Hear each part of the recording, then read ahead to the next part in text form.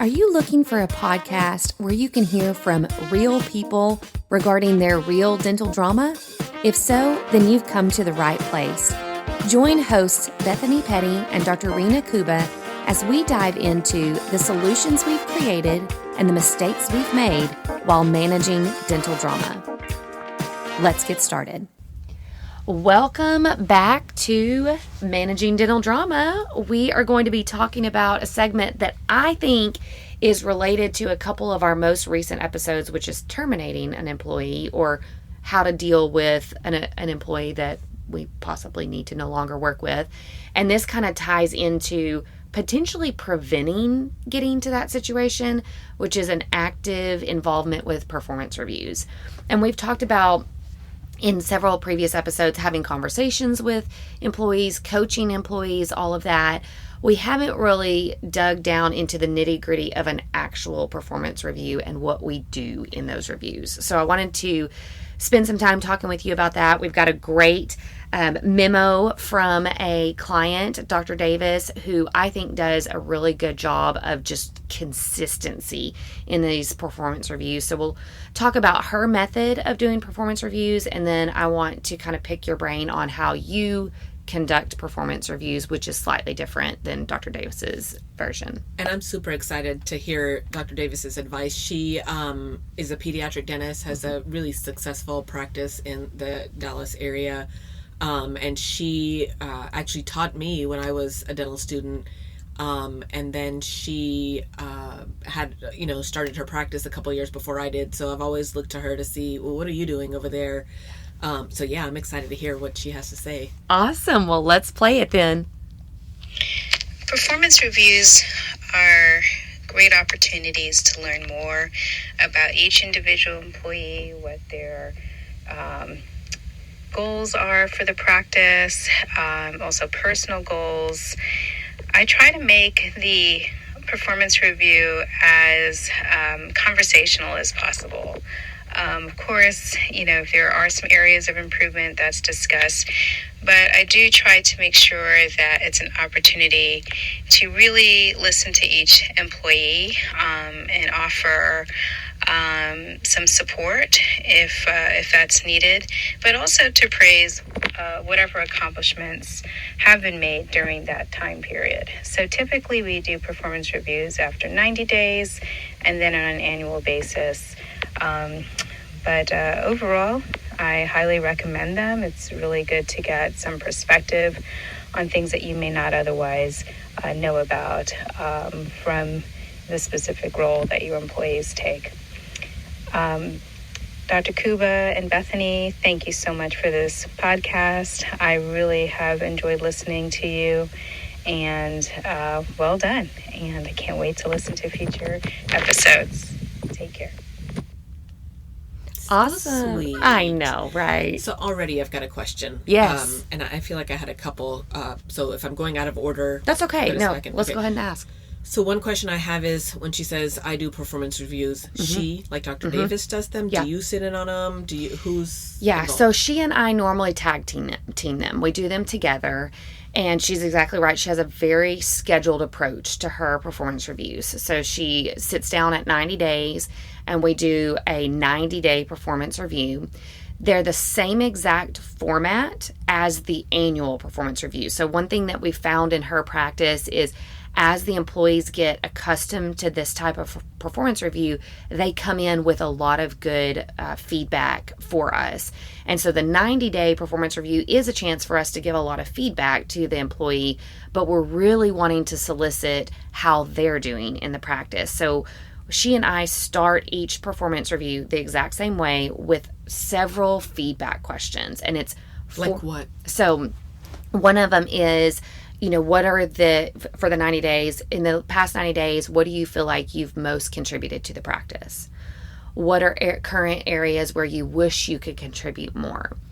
How would you describe your relationship with the other teammates? Where do you see yourself in 5 years from now? Because that allows us to kind of get where their goals are. What are your frustrations from the past 90 days. And they tell you that? They do. They'll tell with her in the room. They will. Okay. Yeah, they will. Okay. So the good thing about it, with her approach, which is very consistent and repetitive, and a new person on there has now been working amongst team members that have been there. They're getting, some advice before they go into this 90-day review, and the employees can clearly tell them, this is how it's going to go. They're going to start by asking you some questions. You need to be prepared for your answers. And so they've already gotten feedback because every employee in that practice knows what they're about to step into. And like Dr. Davis said, we try to make it very conversational in the beginning because we want to get honest feedback from them in those questions. Like she said, it's a really good opportunity to touch base with them and hear how those 90 days have gone, how they're feeling about things. And so if we start with performance feedback, well, then we may not it may feel more like a performance review and less like a conversation. So we really approach it from a very, we just want to hear from you. And yes, we'll give you some performance feedback towards the end, but we want to hear how you're doing. I would say the 90-day, they actually have some responses, which is really helpful for us. Once we get to the annual reviews, we get lots of fantastic ideas from our employees because they know, okay, my review's coming up, which, by the way, those are scheduled. They see at least a week or two in advance when they're getting that performance review so that they can start thinking about what they want to talk about in the meeting. And so I would say each review that we have, we come away with one or two implementations that we're going to do from those because they've kind of stored up those suggestions for us. The questions are more or less the same for 90-day and for annual because we want the 90-day to be kind of a practice run. We want them to know what's coming at them once we get to the annual review. And so they've heard pretty much the same questions. It just varies slightly what have been the frustrations from this past year. What do you feel like has been your greatest strengths over this past year rather than over the first 90 days? So a couple of questions from that then. One, do you think a year is sufficient? Mm-hmm. Okay. I think in this environment with Dr. Davis, it is. It may not work for every practice. So if there's a lot of change that happens in a practice, meaning, gosh, we're trying some piece of new technology every few months. I've got a client that I was with this week, and he's really big on just lots of whatever new is out there, he's likely going to incorporate in his practice. When you've got an ever-changing environment, we might need more frequent performance reviews or more points of contact with the employee. Dr. Davis has really solid systems. It's not that she doesn't incorporate new things, but she knows what works for her practice and for her patients, and she really is pretty consistent with those systems. Software stays the same. We're using, the same X-ray technology that we were, the same forms that we've been using for the past several years. And so because we've got a really good, consistent environment, there's not a ton of volatility from year to year that would happen. If there is, I think she would definitely incorporate an additional performance review if needed. And then do you give the questions in advance? It doesn't sound like y'all do, but what are your thoughts on that? That's such a good question. So I like to, first of all, they will know the questions after the first 90-day review, but I've found that if they are prepared for those questions, sometimes we don't get complete honesty because they start second guessing, well, maybe I shouldn't say this. Maybe that's going to come across the wrong way. So I really like that. What is your knee-jerk reaction to this question? Because I often feel like that's the most honest response that we're going to get.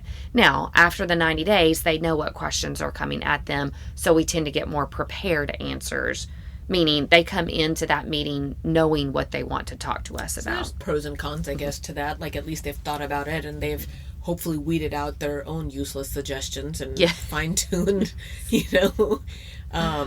So I guess there are some benefits in doing it either way. Yeah, it's almost like for the 90-day, we get the surprise factor. We get true knee-jerk reactions. And then maybe the same at the year mark. But then after that, they come in pretty prepared for those. So I would say that is what I would qualify as a very structured, consistent approach. The team knows what's going to happen. it's a point of contact that they know is happening. And by the way, these annual reviews happen around their anniversary date. So if they were hired on in September, that's when their annual performance review happens. So she doesn't take the approach of, okay, January 15th is always going to be my performance review day, and I'm going to line them all up. We do it very consistently by, okay, you're at 90 days, we have a review. At your 1 year anniversary, we have your anniversary review. I like that, because then you are getting feedback throughout the year. Maybe not from everybody, but from at least one person. And likely, in all likeliness, that person has talked to a bunch of other people. So they're kind of the voice of whatever's going on in the office. Yeah. And it spreads out the pressure of those performance reviews throughout the year. It's rather than, oh, I've got to get all this prep done, for my January 15th date. It's like, okay, we've got 8 to 10 performance reviews kind of spread throughout the year, and it minimizes the pressure of those. Now, I would say one of the disadvantages to that is if, let's say, there's a practice that doesn't have a manager or somebody that's helping with that, then it can be really on the doctor's responsibility to schedule those performance reviews, to get prepared for those. So it can be a heavy weight to spread throughout the year if you don't have some support in that. Okay, so then this might be a whole nother podcast, but when you are saying she's consistent, and I feel like I'm the exact opposite. I feel like we are all over the place, and there's always something different or someone different or something. And I don't know if that's just my scattered mind that it just seems that way, but I guess maybe that's the question I have is, how do you have that constant consistency, especially I think like after a COVID. Yeah. And in our practice, this year alone, I've talked about it in other episodes, and we lost some people we've had for years. And so it's not consistent. There's all these new faces in there, and then we're making changes according to, we used to have kind of a manager, now we don't, and now this person this, and now that person. So how is she staying consistent? Is that its own episode? Like, what are you doing, Mila? Share your wisdom. Quit hugging it up. Some of us need the help. Share the love. No, I think it is one of those things. Now, I will say, and I know Dr. Davis would agree with this as well, that year after COVID, for everybody, we dropped performance reviews off the radar. I mean, we were just, she and I were scrambling to just survive. I think everybody was in survival mode. So we did not do, I don't think, if I'm remembering correctly, I don't think we did any performance reviews that year from, March of 2020 to the next March. I think we started picking some of them back up in that summer, but we were very delayed on a lot of performance reviews. And what's interesting is a couple of her employees reached out and asked me, hey, I think I missed my performance review. Are we going to pick that? Are we going to get back to that? And so I thought that's so interesting because it was such a consistent system for them that they actually missed it when it was gone. But no, we totally fell off the radar. I would say for a year, maybe even a year and a half. At that time, a bulk of her reviews fell in September, October. That was a really busy time. She had hired several people in those months. And I think that's when we got back on track with them. So we totally... give yourself grace if you're super consistent and fell off, but we've gotten back on that consistency now. And so I would say when it is such a planned out system, there is a very clear timeline. Oh, this is this person's anniversary date. Radar goes off. Oh, I got to schedule a time with them. And it's not overwhelming because it's just that one review that we have to knock off the plate. So it's easier to get that done and check it off the list than an entire day of those. So I would say that's part of her consistency is it's not this huge pressure pot of multiple reviews. It's just one. We just got to get that one done. Now, I would say there are people that can be super consistent like Dr. Davis. So kudos to you, Dr. Davis, for being the example of consistency on this. And then I would say the other end of the spectrum with performance. I wasn't going to say that, but thank you. Performance review. When was the last time we did one of those? I feel like everything is helter-skelter in our practice. Okay, yes, guide me, please. No, I would say your system still works. And do I have a system? Well, it's a loose system. It's a more feeler system. System in quotes. Yes, we are flashing quotes here.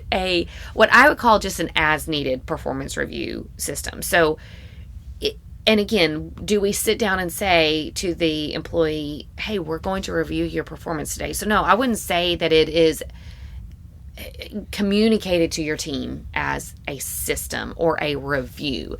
We call them, hey, we're going to touch base with you on this. And there's no planned discussion, right? So we don't, have questions that we pass out ahead of time. We don't have consistent questions that we ask your team, so they don't come in knowing exactly what's going to be discussed. However, I would say that it takes on the same tone that Dr. Davis's do. Even though we don't have a piece of paper there with all of our questions and they're super consistent, we have a very conversational tone in every touch base meeting that we have. It's, hey, I wanted to kind of pick your brain on this. Tell me how this is going. So I do a lot of one-on-ones with your team. I'm coming in this week and I've got a day full of one-on-ones that I need to have with your team. And I use there are things that I need to communicate to them, either from a performance standpoint or just a general feedback standpoint. You've got a new employee that I'll want to spend some time with and kind of go, hey, how have the first couple weeks been? I want to hear from you, see how things are going. So I would say we carry a very similar conversational tone in those. But then we will also turn it to, hey, here's a few takeaways from this meeting. This is some things we want you to focus on or where we want you to improve. So it has a performance review outcome, I would say, but we're not approaching it as, hey, you have a scheduled performance review with Bethany when she's in this week. It's just more, hey, Bethany's going to pull you aside and chat with you.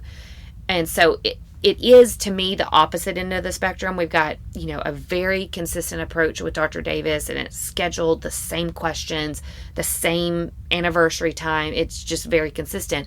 And I would say on your side, it is, whenever needed, and it's more frequent in those first 90 days than ever, but it's a similar tone, which is, I want to hear from you, and we'll give you feedback as well. So then how is, with Dr. Davis's, and I'm sure she's not waiting a whole year to give somebody feedback. So so she's doing other feedbacks. It's just, this is a structured way. Mm-hmm. Very structured. And maybe a catch-all, if somebody wanted to say something and didn't know, they know this is their opportunity coming up. Yeah. Versus my way, it's kind of well, you better find me and find the time. Yes. So how does she, she's not waiting a year. No, if there's issues that pops up, she absolutely will, casually pull them aside and, talk to them or set goals for them. She's got a new RDA on her team that she wanted to be, coronal polishing certified. And so she, pulled her aside, hey, here's the course that I found and I want you to do this. And when you come back from that course, this is how we're going to get you proficient in the practice. And so that was a kind of a side conversation that was had and it's a less documented approach. So she doesn't come away from that conversation with the RDA and, write into her employee file, talked with Ashley today about coronal polishing plan and here's our plan. So it's not this, what I would call documented conversation. It's just, hey, I want you to get this done. This is how I plan to use you in the practice after that. So yes, those conversations pop up really as needed. Or if there is a performance issue or a problem, somebody keeps coming in late. Well, we can't wait a year to talk about that. And so, she or I, when I'm in the practice, will pull that person aside and say, hey, this has come up. We need to work on this. Now, I will say one of the things that I like about kind of this big annual meeting is that we do set goals for the employee. When we ask the question, where do you see yourself in 5 years? It leads right into performance feedback. So that's the last question that we ask before we move into positive performance feedback and we call it opportunities for improvement. We don't call it negative feedback because that's so negative. We say positive performance feedback, things that we really appreciate, and we list out multiple things, and then opportunities for growth or opportunities for improvement. And those can either be things that they're doing wrong or where we see their role over the next couple of years with the practice. So it's kind of nice when we end those questions with, where do you see yourself in 5 years? It's one of my favorite questions that we ask, because we have often been surprised at some of the answers. Like we would be sitting with an employee that we're like, oh, she doesn't seem in it. She seems like she's on her way out. We say, where do you see yourself in 5 years? And she's like, you know what? I'd really love to be here, but I want to be doing this, this, and this. A growth role in the practice. And we're like, really? We totally did not see that with you. Or with one of her employees, we sat down, where do you see yourself in 5 years? And every year the answer had been the same. I see myself here. I want to, retire with you. Well, then this last year we asked, where do you see yourself in 5 years? She goes, I don't know. I don't know where I see. So after we've had, multiple reviews with this lady, and then she's answered consistently, and then we get to that question, she goes, I don't know. I don't know where I see myself. And our radars both were like, uh-oh. That's a different answer than it's always been. And sure enough, within 6 months, she had retired, she retired from the practice. And so that was such a good opportunity for us to know something was happening before it actually happened. But then those that have said, oh, I want to do this, I want to learn this side of the practice, like an RDA saying, I want to learn the business side of the practice, and I can really see myself in 5 years being more at the front office. Wow, okay, that's a great goal. Let's figure out how we can start incorporating you in small ways. And then we put that on opportunities for growth. Learn how to answer the phone at the front. Learn how to scan new patient paperwork in, or whatever the goals may be. We can add those to the goals that we already had for that employee. So even though we may have conversations in between the performance review, once we sit at the performance review, it's definitely a goal setting opportunity for us and for the employee. And I think, so I love that. It sounds great on paper. I think the reason I in particular struggle with that, one, I hate the question being asked of me, what are your goals? Because I don't know how to answer that question. Yeah. And the next part of it is, what if I don't agree with what they're saying? Like if it's an RDA saying, oh, I want to be at front desk, I'm like, your documentation is it's like 50% at best. How are you ever going to be at the front desk? Your attention to detail is just not your strength. So then that worries me, going, uh-oh. Yeah. How do I coach and guide? But I think it's also, I think I'm so sensitive about that. If they were to say, because we did 1 year, and I don't think I ever let you ask it again. Because it was like, where do you see yourself in 3 years? I don't even think we went 5. It was like 3, or even next year, where do you see yourself? I don't know. And I'm like, is this a red flag? They're leaving. I'm doing something wrong. So I'm just too sensitive with that. I mean, yesterday too, I had to talk myself down, where we asked my associate, do you want this extra day? The one doc is leaving. Do you want this extra day? And think about what you want. And he was like, no, I think I'll keep my schedule the way it's been. And my first reaction was like, okay, good. I mean, like at I'm least glad I I've got this information and I can plan accordingly. But then my crazy brain starts going, maybe he hates my practice. Maybe he's not going to be here for longer. And then I was like, no, you dum-dum, you knew this anyway. Like he's single. He's just freshly graduated. Like the world is his oyster. Yeah. Go explore. But then I'm like, but what am I going to do then? Right. So, but it's like, I had to talk to you about that and go, calm the heck down, lady. If I had said, hey, you need to pick up this day, I'm pretty sure he would have gone, oh, okay, well, let me see what I can do. Yeah. But I didn't do that. Right. And I said, hey, what do you want to do? You just let me know. And it wasn't the answer expected. Well, I expected it. I still just think I get in my own head going, wait a minute. Hold on. Right. He had an opportunity and he didn't take it. He took the other opportunity. What does that mean? Yeah. What if now that office offers him another day? And at the end, I'm like, well, either way, you'd be fine. Then you'd get another associate, or you'd pivot and go. But I think just that initial mental emotion craziness, which is why I think I struggle with the consistency. I have to talk myself down, put out the flames. So maybe that's why I avoid these performance reviews, because I just don't want that, because it's emotional for you. Yeah, it's very emotional for me. Well, and I would say you do a lot, even though it's not a system, you are not afraid to interact with your employees as soon as it's needed. That is not, you don't sit on something for a long time and go, oh, I really got to talk to them about coming in on time, or I really got to find time to talk to them about the documentation. You are more of the quick to, no, this is an issue. It's popped up 3 times now.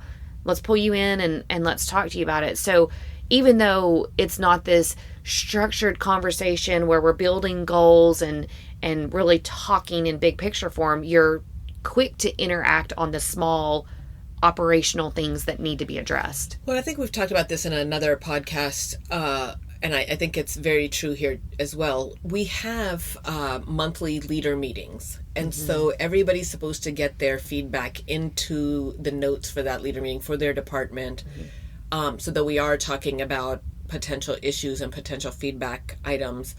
So yeah, it's not considered a official performance review, but people know any day you could get pulled in and we're going to get your feedback on this. Or I try to keep it as transparent as I can to say, hey, I'm asking this question and this is not, because I think kind of similar to myself, I mean, the team can be emotional going, oh man, she wants to talk about this. I must have done something wrong or something's not right. No, I'm just asking because there's another product out there that we could try that's on sale. Right. So if we're loving it, that's the only reason I'm asking. Or, any number of those things. So I've learned that I've got to give more information a lot of times to say, there's nothing wrong. Y'all aren't in trouble. Yeah. I'm asking for this other purpose.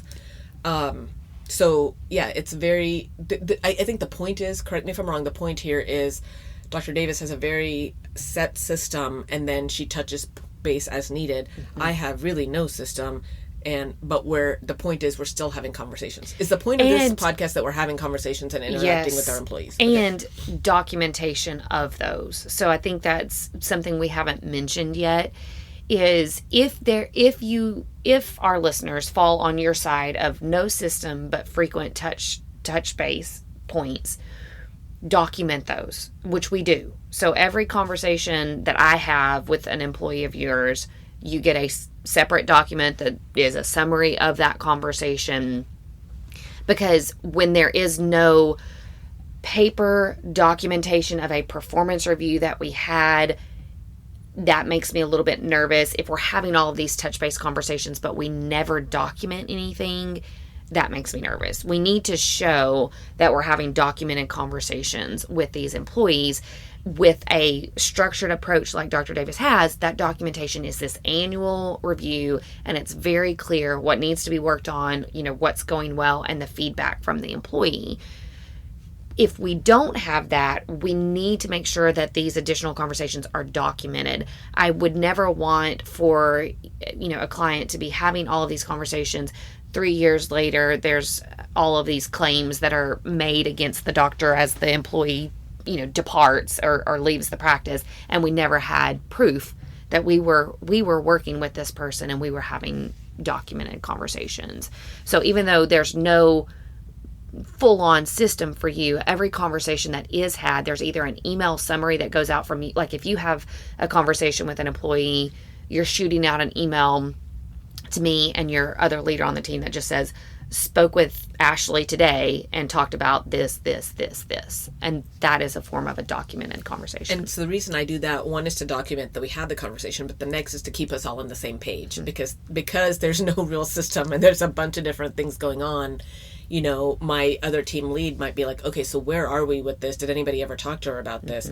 I did, and this is what it was. So before she has to come back and think she needs to have the conversation, or maybe I talked with Ashley about being late and I didn't tell y'all that I had that conversation, and now the other team lead is going, okay, I need to talk to Ashley's late again.